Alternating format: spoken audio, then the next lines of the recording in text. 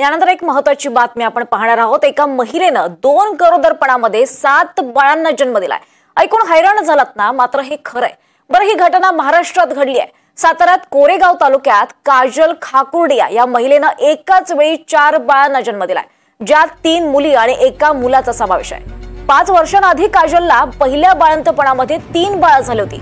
त्यामुळे पहिल्या बाळंतपणात 3 आणि मग दुसऱ्या बाळंतपणात 4 अशा 7 मुलांना तिने जन्म दिलाय। त्यामुळे काजल गेल्या 5 वर्षांमध्ये 7 मुलांची आई झाली आहे। बरं, या काजलचं वय फक्त 27 वर्ष आहे। हा प्रकार पाहून डॉक्टर सुद्धा हैराण झाले। जुळी मुलं होणं सामान्य मानलं जातं, मात्र एकाच वेळी 4 मुलं होणं हा प्रकार लाखोंमध्ये एकदाच घडतो। एकीकडे घरात 7 चिमुकल्यांचा गोड किलबिलाट सुरू झालाय, मात्र दुसरीकडे वडिलांना मात्र तारेवरची कसरत करावी लागणार आहे, कारण त्यांची आर्थिक परिस्थिती बेताची आहे। विकास खाकुडिया हे पुण्यामध्ये बांधकाम कामगार म्हणून काम करतात।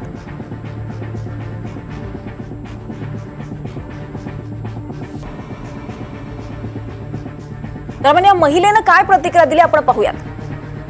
आम्ही सासवडला राहते, इकडे आलते आत्याच्या घरी। इकडे पोटात दुखायला लागलं म्हणून तिकडे दवाखान्यात गेलते मी दाखवायला। म्हणते तुम्ही सातारा जावा डिलिव्हरीला। सातारा जाऊन तुम्ही विचारा। त्यांनी इकडे चिठ्ठी करून दिली, ॲम्ब्युलन्स पाठवलं, इकडे डिलिव्हरी केली। 3 पहिले बाळ होतं, सिझरिंग केलं, मग 4 बाळ होते। ते मग डिलिव्हरीकडे इकडेच आणलं। आता काचामध्ये पूर आहे। आता किती आपत्ती आहेत, म्हणजे मुली किती आहेत आणि मुलं किती आहेत? एकूण 7 मुली, 2 मुली 5 पोरगी। तुमची प्रकृती कशी? आम्ही बेगारी काम करते। तुमची तब्येत कशी? तब्येत चांगली आहे। तर या संपूर्ण प्रकरणासंदर्भात बातचीत करण्यासाठी आपल्यासोबत ज्या डॉक्टरांनी या महिलेची प्रसूती केली होती ते डॉक्टर सदाशिव देसाई आपल्यासोबत आहेत। त्याचबरोबर छत्रपती संभाजी महाराज रुग्णालयाचे डीन डॉक्टर विनायक काळे हे सुद्धा आपल्यासोबत आहेत। आपल्या दोघांचंही स्वागत आहे सर या एनडीटीव्ही मराठीवर। सर, ही जी घटना घडली आहे, खरं तर 2 गरोदरपणामध्ये 7 बाळांना जन्म, हा खरं तर एक चमत्कारच म्हणावा लागेल।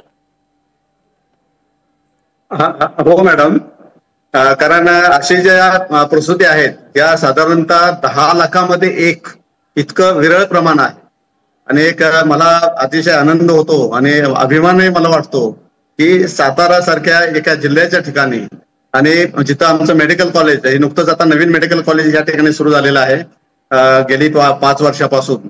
आणि इथं जे सिव्हिल हॉस्पिटल आहे हे जे अनेक वर्षापासून इथं कार्यरत आहे ते आम्हाला आमच्याशी संलग्न आहे।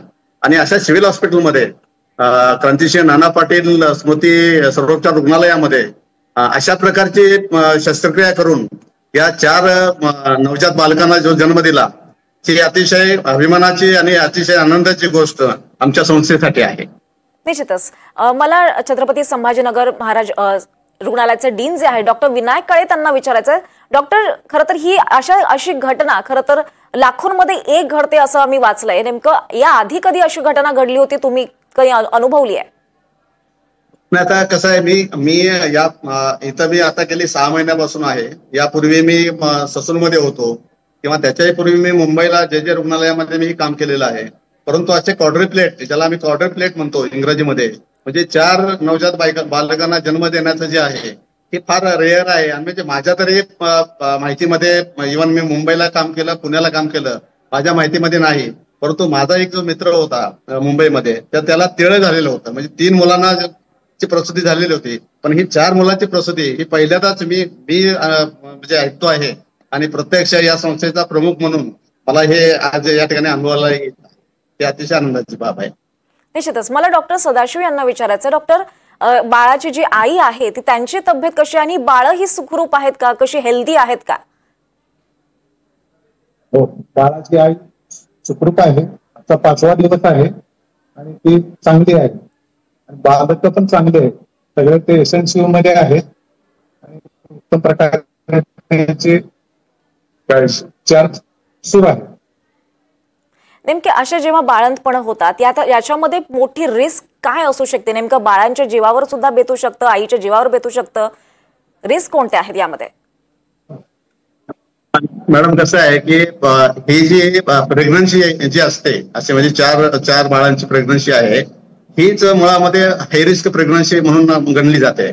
आणि शक्यतो अशा हायरिस्क प्रेग्नन्सीची जी डिलिव्हरी जे करायची असेल की ती शक्यतो अशा हॉस्पिटलमध्ये टाळली जाते आणि मोठ्या सेंटरवरती पाठवलं जातं.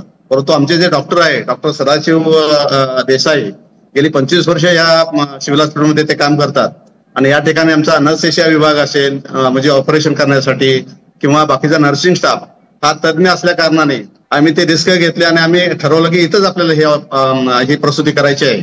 तर याबद्दल ती माहिती जास्त जी आहे ते आपले डॉक्टर देसाई देतील. नक्कीच. 12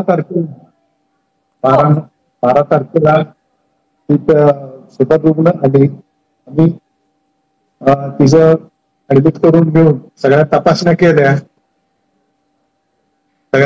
केल्या आणि लगेच सीझरला घेतलं, कारण तसे ते परिस्थितीच होते. रुग्णाची तब्येत अशी नाजूकच होती. आम्ही सगळ्या टीम, माझे head of department doctor Sachin Dagade sir, Tushar Meshram, मी स्वतः अशा आणि नीलम कदम ह्या नसतसे म्हणजे भूलतज्ञ आणि विनायक पंकज झेंडे यांच्या टीमनं जे बालरोग तज्ञ आहेत, हे आम्ही सगळ्यांनी मिळून हे सगळं खूप अतिशय व्यवस्थित पार पाडलं आणि या कामी आमचे टीम सर डॉक्टर विनायक काळे सर यांचा नेहमीच सहकार्य लाभलेलं असतं. नक्कीच. मला डॉक्टर विनायक काळे यांना खरं तर बोलायचं आहे. सर, खरं तर डॉक्टर सदाशिव यांचं कौतुकच करावं लागेल, केवढी हाय रिस्क प्रसूती त्यांनी केलेली आहे. या नेमके याच्यानंतर या अशा हाय रिस्क प्रसूतीनंतर मातांनी म्हणजे ज्या आहेत त्या मातांनी नंतरची काळजी नेमकी काय घेणं गरजेचं आहे? मॅडम, कसं आहे की आता की जी आता डिलिव्हरी झालेली आहे तर त्या बाळाचं वजन जे आहे ते सर्वसाधारणपणे याच्यामध्ये 3रं किंवा 4थं जे बाळ असतं त्याचं वजन फार कमी असतं. परंतु या 4ही बाळांची वजन जी आहेत ती इतकीची कमी नाही आहेत तशी, आणि त्यामुळे जे आता जे त्यांचे उपचार चालू आहे, आमच्या आयसीयू मध्ये त्याचे उपचार चालू आहेत आणि त्या उपचाराबद्दल आणि किंवा त्या मातेची जी काळजी आहे याबद्दल हे तज्ज्ञ जे आहेत डॉक्टर देसाई हे आपल्याला जास्त सांगू शकतील. त्याची काळजी आणि बाळाची काळजी. बाळाची काय एसएनसी मध्ये बाळ आहे म्हणजे नवजात बालकाचा जो विभाग आहे तिथं त्याच्यावर चांगले उपचार सुरू आहेत आणि आईची सुद्धा मॅटर्निटी पीएनसी वॉर्ड म्हणून आहे, त्या ठिकाणी तिची व्यवस्थित ट्रीटमेंट सुरू आहे. आता 5वा दिवस आहे. सगळं ते नेहमीप्रमाणे ऍक्टिव्हिटी करते, जेवण करते, कसलाच तिला काही त्रास नाही.